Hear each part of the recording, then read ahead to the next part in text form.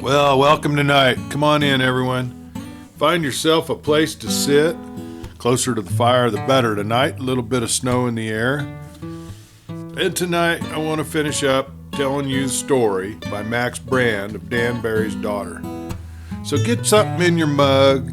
Get you some popcorn. There's some going around there. Find a friend to sit by. Maybe you got some family with you. Sit on down, folks. Let's get started. But we're all the way to chapters 37 and 38, and that'd be the end of it. Who knows how this is going to go? We got outlaws, and we got horses. We got all kinds of things going on. So, chapter 37, Compassionate Shadows. The room in which Joe MacArthur lay was filled with silence and the stir of great shadows. Not very far away, townsmen were besieging the companions of the robber, and although they would have had their guns ready to kill in a moment had he himself been able to stand and fight, yet now they were all subdued, for Joe MacArthur was dying. So the doctor had pronounced, rising from his examination while his shadow rose on the wall beyond him, black, shapeless, and immense. There was only one source of light in the room, and that was a single lamp which stood on a center table. It had been held close so that the doctor could see his work until he gave a signal with a brusque gesture that he was through, or at least that he had seen all he needed to see. Then the lamp was replaced on the table, and it cast just enough light to print black silhouettes, which were as ugly as caricatures on the wall behind the watchers. Now perhaps a dozen men stood in the room. Not that they were shirkers who were unwilling to take their part in any fighting which might go on around the stable, where the others were besieged. No, on the contrary, most of these were old hands, men who had been in brawls before, and they knew all about the kick of a revolver against the heel of the hand and the hum of other bullets past one's own head. They had seen such things in plenty, and the raw edge of the novelty had been worn off for them. No, they left younger men, therefore men who had not yet proved themselves, to press around the stable, hungry as wolves to hear the singing of bullets and the fight to kill. For their own part, they knew that there was more of real importance apt to go on within this quiet chamber, where the wounded chieftain was lying. So they had followed those who bore him in there. It was in a grocery store, really. Along the shelves, the tinned food glittered like 1,000 small, dull eyes. Glass cases, they shone faintly also. The smell of onions and the earthy odor of potatoes and a peculiar pungency of molasses was in the air. As for the couch of Joe MacArthur, it was a saddle blanket spread upon the top of the low, broad counter over which sugar and flour were wrapped and passed. Now that doctor, he was a busy little man. He had an ungracious personality. He would have starved in a new community, but he'd grown up in Wixon, and therefore his peculiarities were taken for granted. As a matter of fact, he was a dull fella, but his waspish temper gave him an air that passed for acuteness among the townfolk. He had no sympathy with pain and sorrow, for his cold eye and his compressed lips were taken as a sign of devotion to his science. They were forgiven for that reason. He now stood beside MacArthur and looked down into that steady but fast fading eyes of the robber. "What do you want?" he asked. "Huh?" murmured MacArthur. "What is there that you want?" MacArthur closed his eyes. His lips twitched. But when he looked up again, his face was once more calm. "I'm as far gone as that, huh?" "You're far gone, MacArthur," snapped the doctor, "so if you want anything, shout for it now. Whiskey?" His brutality did not bother MacArthur. The latter had been brutal in turn, many a time. He was willing to take all the bitter dose of medicine and drain it to the last drop. But he raised his right hand to stop the flow of words. "How long have I got?" he asked him. "Oh, maybe 5 minutes." "No more than that?" "I'm a doctor, not a prophet. You might last out an hour, I suppose, but now I've done my duty and I guess I'm through." He turned a hasty glance over the assemblage. Not a man had stirred. During the time of his examination, there had not been a whisper in the store. But there they stood in stiff attitudes. And when they heard his judgment, someone removed his hat. The others followed the example, and all unconsciously. No matter where and how MacArthur had sinned, he was swiftly passing toward a place where they were all bound to go. There were no young men there, and death is most terrible to the young. But even these hardened fellers were impressed by the sudden snuffing out of so much power of hand and brain as that which now lay stretched upon the counter. If I have only 5 minutes, it'll do. I got something to say. Has anybody got a pencil and some paper? Well, that caused a stir. A dozen hands shifted into pockets. Papers and many pencils were produced. Carney, you're the man for this. You understand these things better than the rest of them. So designated and urged forward by hands on either side, Samuel Carney went slowly to the dying man.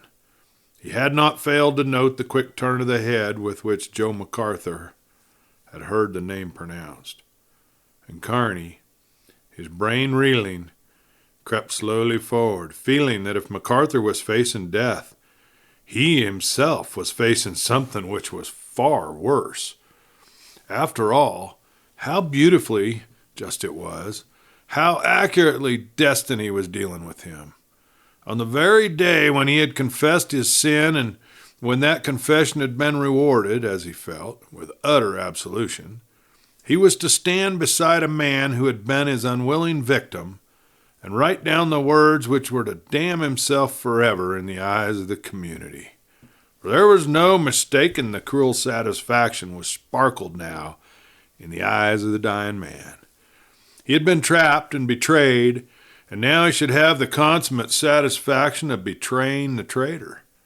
Yet there was no drawing back for Carney. His gray face was set. He prepared to suffer the crucifixion. After that night, he could never face the rest of the world. But there was a short cut to a refuge. The gun in his house was staunch enough to send a bullet into his brain, and he could confidently leave the care of his wife and of his daughter to the great heart of Oscar Fern. They would not suffer. They could go east and change their runt name for a new one.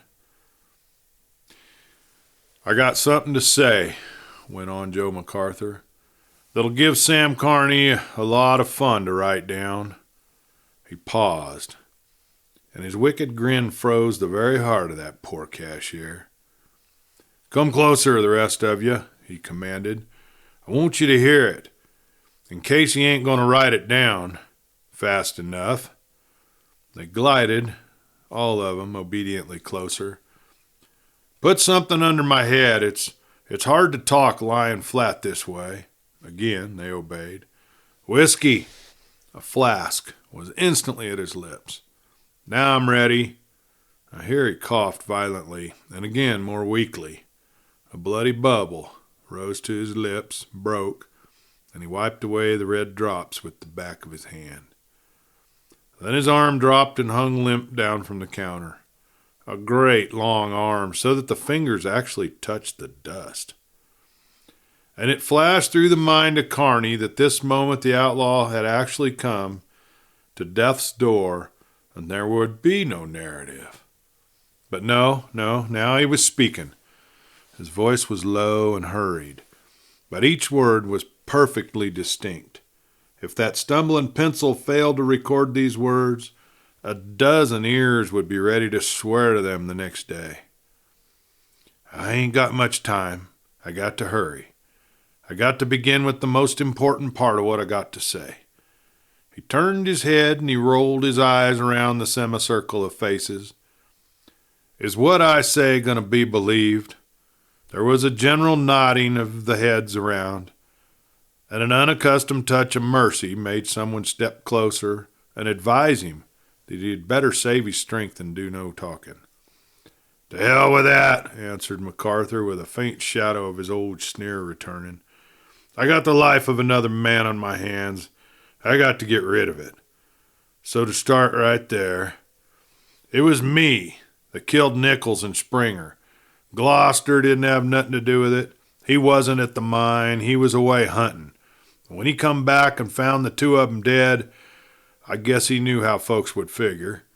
That little old mine was opening up a rich vein. Everybody would have thought that he'd bumped off his two partners to get the whole thing into his hands. He rolled his eyes around at the others, savagely challenging them. You'll be thinking that I'm saying that just because I know that I'm going to pass out and that I might as well save the neck of my bunkie while I'm about it. Well, but for God's sake, boys, believe what I'm saying. I'll tell you all the straight of it. I've been gunning for Gloucester, but he showed white clear through. There ain't no yaller in him. One more thing. He joined the gang, but he didn't join it for the money, nor because he'd been hounded into going where he could get help. Again, half the sheriffs in the West out after his head. He joined because Joan Barry was in the hills where we was hanging out, and he wanted to be nearer. And she's down there in the stable. A girl! Gasped the listeners faintly, for the starlight had been too dim, and the speed of the black horse too great to enable them to distinguish anything definite about the rider in the saddle on top of that big black horse. A girl, I say, and Buck Daniels is with her, and he ain't had any part in this fracas. He come trailing Joan, and she come trailing us, most like. Is there anybody in that stable, asked the doctor dryly, that's broken the law? Dud Rainey, answered MacArthur. God knows, Dud is square, but I got to tell the truth to save the rest, and every word I've spoke is the truth, and the whole truth, and nothing but the truth. A great tremor passed through his body, a great big gasp, and then his eyes closed. Surely, thought Kearney in his agony, the man would die now. And out of his heart of hearts went up a prayer, wordless and stronger than words, to the God of mercy that he might be spared this worse than death. He's making a good end, said one of the watchers. He's clearing off his slate. And if what he says is true, we'd ought to get Gloucester and Daniels out of that mess safe and sound. If what he says is true, added another significantly, a mighty slim chance that it's true. Look, he's gone now. His voice died away, for the eyes of MacArthur had opened again. You lie, he breathed. So help me God and everything holy, you lie. I've spoken the truth. Gloucester is innocent. And he coughed again. He appeared to half strangle, and then went speaking out in a rapid, rattling whisper which the others could barely make out. Now I got one more thing to say, and I'm going to tell you how come that I ran into this trap tonight. I'm going to tell you how 5 straight shooters and fast workers come to be butchered by a bunch of skunks and squareheads like you gents. Them 5 deaths. They go all to the account of one sneaking, double-crossing hound that'll go to hell fast on account of what he's done. And that man is... Now at that, there was a sharp crackling of guns. In spite of themselves, the listeners started up with an exclamation which drowned the names on the lip of MacArthur. And before he could speak again, there was a loud noise like thunder near at hand. And then the entire town seemed to be shouting with one voice. They're breaking out, cried one of the men. They're gone, and we've missed it. A stampede started for the door, and in an instant that room was deserted. Even the doctor left. Not that he wanted to be in the fight, but that he would be glad enough to be one of the first to arrive after the danger had passed.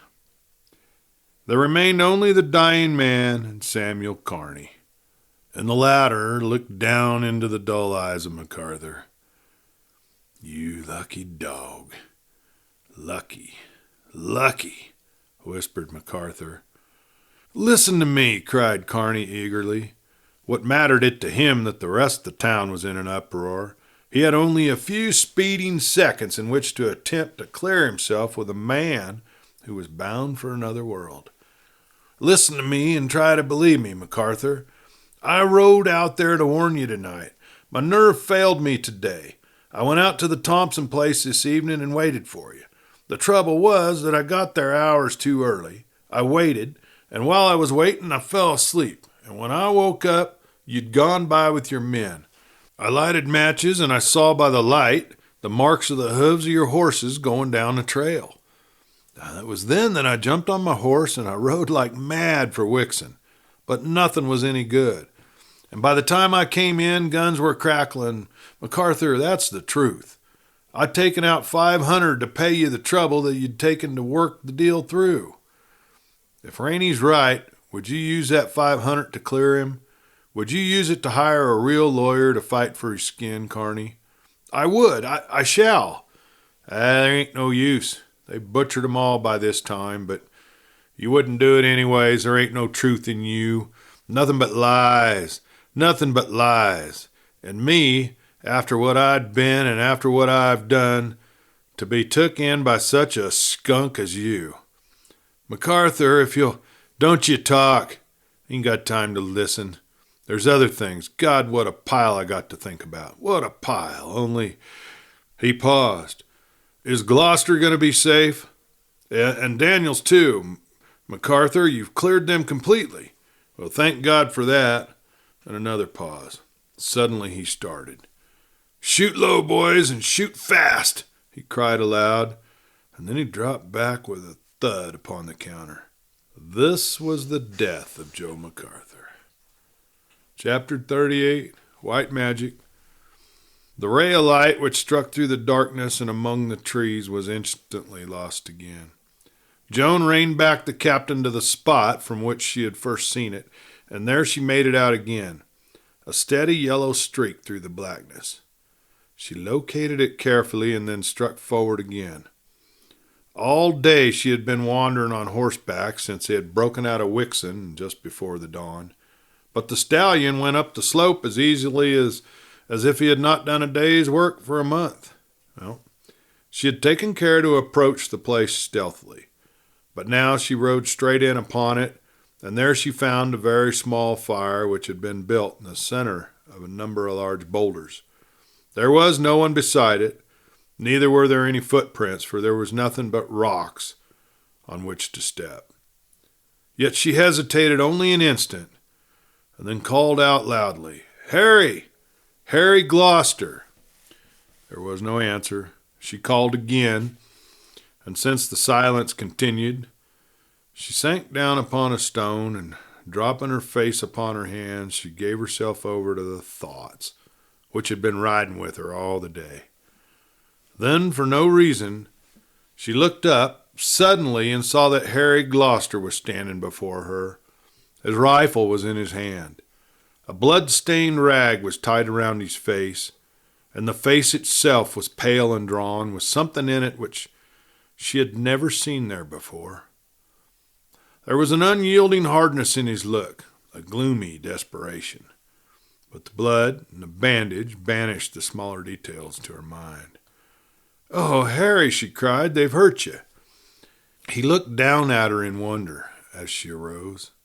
Then he touched his head as if suddenly remembering of what she could be speaking.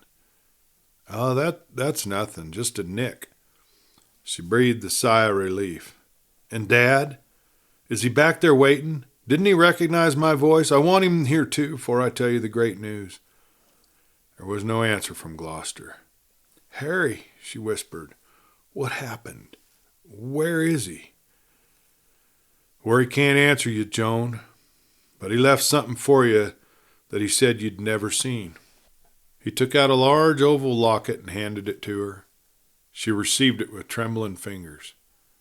"Tell me the whole truth," she pleaded. "Well, he rode on with the rest of us after we got out of Wixon.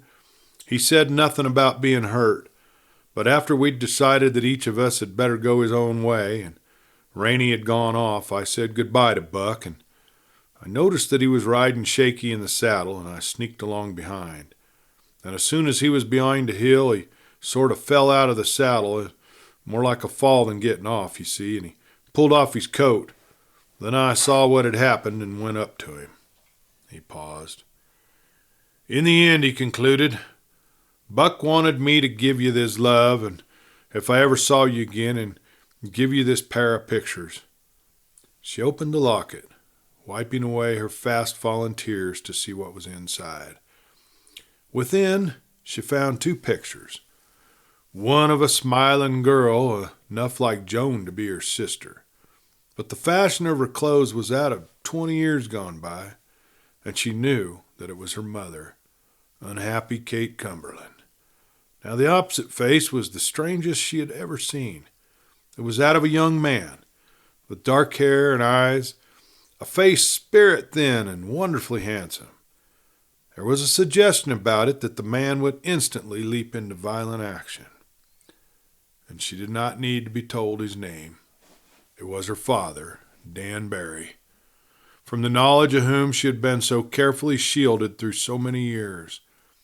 She closed the locket again, but still the 2 faces burned themselves into her brain. Her heart had softened when she looked at her mother. It had leaped when she saw Dan Barry at last. There was a strange feeling that he stood, with a gaze just as in the picture, directly behind her. And indeed, she knew that something of him was still living in her own spirit. She looked up to Harry Gloucester again, and by his expression, she knew that he had seen the resemblance also, and that was why he stood so far from her. I came to tell Dad, she said slowly, that you and he are free. Joe MacArthur, as he lay dying, made a full confession that showed that you had nothing to do with the killing of Nichols and Springer, and there was really no crime to charge to either of you. I came to tell you that you were both free, and now... He neither stirred nor spoke, but watched her with a cold and distant regard that froze up her power of speech. Fear was taking her by the throat. Harry, she whispered, what has happened? Why look at me like that? I saw Daniels die, Joan. He died for you. And I swore then that I'd never take a step to win you away from that wild freedom that you love. That's your life, that's your happiness, and God pity the man that tries to step between you and that. But if I come to you, Harry, and tell you that I know how terrible and how foolish are the things I've done, Joan, a step toward me would mean, and so suddenly they were in each other's arms. A wedge of wild geese, flying low, sent down their wavering and dissonant chorus. But Dan Barry's daughter did not hear.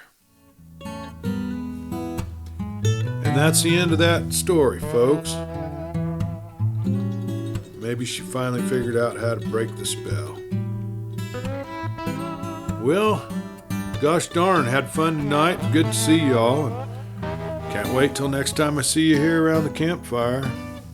And it'll be soon. I'll have some more fun stories to tell you. I got lots of stories. It'll be good. Bring some friends, bring some family. See you next week. Till then, this is Clay Steele. Good night.